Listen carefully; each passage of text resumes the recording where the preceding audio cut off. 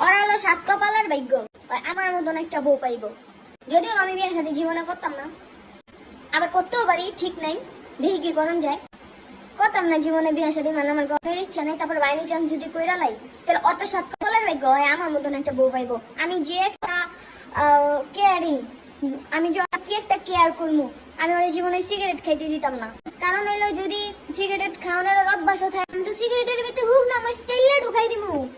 Cigarette খাইবো, কাইসা কাইসা দম যাবো, তারপর সিগারেটের নামও নিত না। তো এমন কইবে জীবনে যে আমি ওরা ভালো করে আলামু, ভালো পথে আইন আলামু, পুরা একটা ভালো পথে আইবো, পুরা আমার কথা মতন চলবো।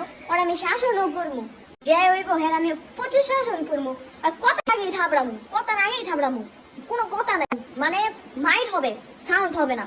অন্য সব বউরা কিন্তু মারলে সাউন্ড হয়, আমি মারলে বললাম সাউন্ড হইতো না। তা আমার মতো বউ জীবনে পাইবো। তারপরে আবার হইলো আমি ওরা কত পরিমাণের একটা শাসন করবো,